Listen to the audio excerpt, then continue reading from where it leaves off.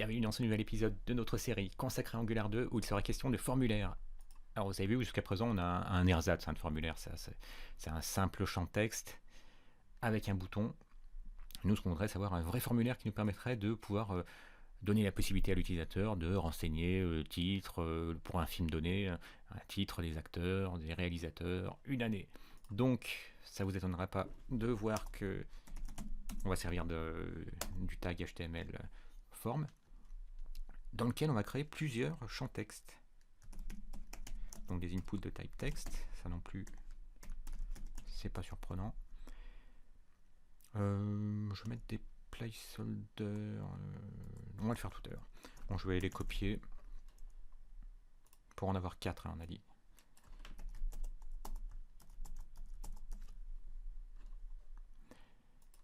Et donc,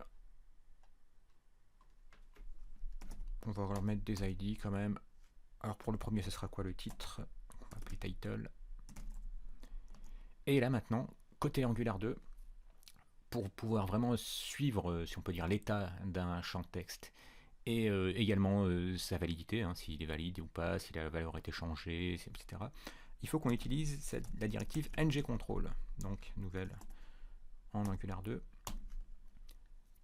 Et en ngcontrol, bon, on va mettre quelque chose de clair, on peut mettre ce qu'on veut, mais au moins mettre quelque chose de sensé. On va mettre title aussi, parce que c'est le titre du film.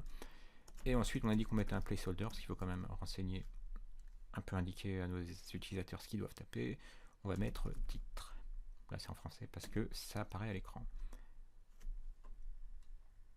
Ensuite, on fait la même chose pour les acteurs, en précisant qu'ils auront un ngcontrol, ce champ texte aura un ngcontrol qui correspondra à actors.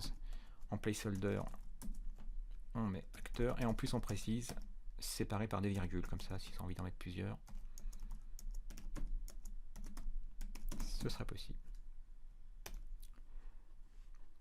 Mais tout bon formulaire doit pouvoir être soumis, ce qui fait qu'on va devoir ajouter un bouton de type submit, avec en champ texte ajouté. Et enfin, côté formulaire, il faut qu'on gère la gestion. Alors, de l'envoi du formulaire, moi personnellement je m'étais attendu à ce qu'il y ait un simple submit, puisque maintenant en Angular 2, on écoute un événement, on laisse simplement des parenthèses et puis on met l'événement qu'on veut écouter, mais il se trouve que non, que c'est ng submit. Et donc, quand se produit un submit, suite au clic du bouton submit, on voudra que notre méthode addMovie qu'on avait ajoutée lors d'une vidéo précédente soit appelée. Et bien, qu'est-ce qu'on veut lui passer à cette addMovie? La valeur du formulaire. Et comment est-ce qu'on peut référencer la valeur du formulaire? À l'aide, comme on l'avait vu précédemment, d'une variable qu'on va créer côté template. Vous vous souvenez, les variables côté template, ça se crée à l'aide d'un dièse. Donc avec l'aide du dièse, on dit que côté template, on veut créer une variable qu'on va appeler form create. On pourrait l'appeler comme on voudrait. Et donc lui, qu'est-ce qu'il va référencer? Il va référencer en fait une directive qui est attachée à tous les formulaires qui existent. Dès qu'il y a un formulaire, boum, Angular 2 arrive et lui attribue un ngform. Donc nous, on crée une variable qui référence le ngform relatif à ce formulaire. Et bien il se trouve que ce ngform, on peut le passer à notre event handler. Mais nous, ce qui nous intéresse, c'est pas tout le ngform, c'est simplement sa valeur, donc .value. Parce que sa valeur, ça va être un objet JavaScript dont chaque propriété correspondra à chacun des champs texte. Donc on aura un objet, vous allez voir dans un instant, c'est tout simplement un objet qui va représenter ce formulaire. Donc on sauvegarde, et ce qu'on a envie de voir pour l'instant, c'est dans addMovie. Alors maintenant on va l'appeler, donc on sait qu'on reçoit en paramètre la valeur du formulaire, on va l'appeler formValue. Ça on le commente pour l'instant parce que on va en avoir besoin plus tard. Et ensuite, qu'est-ce qu'on fait? On va juste faire un console.log de formValue pour s'assurer que le formulaire nous a bien transmis ce qui nous intéressait. Allez, on sauvegarde tout. Il y a Webpack qui travaille pour nous, il a dû finir, oui, puisqu'on voit bien ce à quoi on s'attendait. Alors là, vous avez peut-être remarqué à la fin de la vidéo précédente, maintenant, au lieu d'avoir chacun des titres de film, on a en fait un objet, tout simplement parce que maintenant, notre ordered list a la liste des objets. Donc vous voyez ça ici maintenant. Si on voulait avoir quelque chose de plus sympathique, on mettrait juste par exemple la propriété title de notre objet. puisque maintenant, Recently Watch Movies, c'est un tableau d'objets et plus un tableau de string. On rafraîchit juste pour voir ça. C'est juste que c'était pas très joli comme ça pour la démo. Donc voilà, alors on va... J'avais déjà préparé les films. Des classiques. Bon. Terminator. Avec comme réalisateur James Cameron. Et l'année, c'est 1984, nous dit IMDb. Et donc maintenant... Ah oui, bon, ça c'est... Faites pas attention à ça, ça c'est une survivance de ce qu'on avait précédemment. Nous maintenant, ce qui nous intéresse, c'est le formulaire du haut. Alors, value of undefined, cannot read value of undefined. Alors, pourquoi est-ce qu'il le voit undefined? Ah mais non, je suis bête, j'ai fait une erreur là. C'est pas ngForm qu'il fallait que je référence, évidemment, c'est la variable, sinon il n'y avait aucun intérêt à la créer. Puis j'en profite pour supprimer ce champ de texte avec ce bouton. Allez, on est bon de nouveau pour... Et là, d'ailleurs, comme c'est un formulaire maintenant en part entière, je peux juste appuyer sur Entrée, ça me soumet le formulaire. Et donc là, vous avez vu, comme annoncé, on a un objet qui a été passé à notre méthode addMovie, et avec comme propriété un title qui se trouve être Terminator, des acteurs qui se trouvent être Schwarzenegger, Hamilton, Bean, directeur James Cameron, année 1984. Donc on a ce qu'il faut pour ensuite faire ce qui nous intéresse côté TypeScript.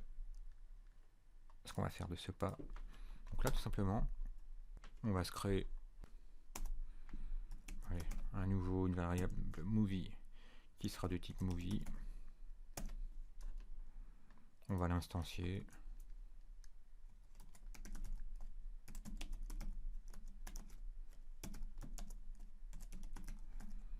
Et ensuite, on va pouvoir lui fournir toutes les données qu'elle attend, à savoir à l'aide de notre form value.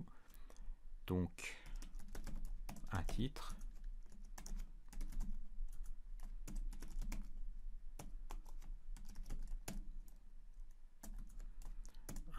Des acteurs.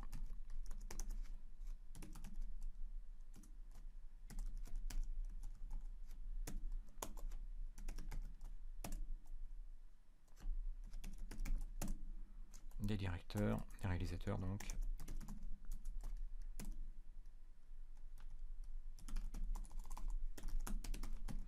Et enfin une année.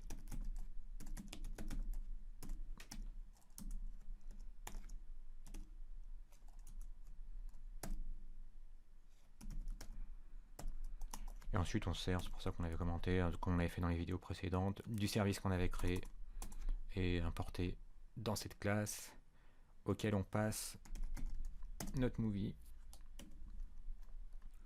On peut également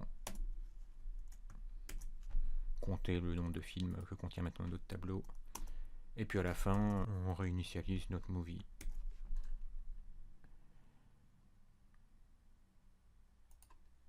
Ça a redémarré, c'est valide.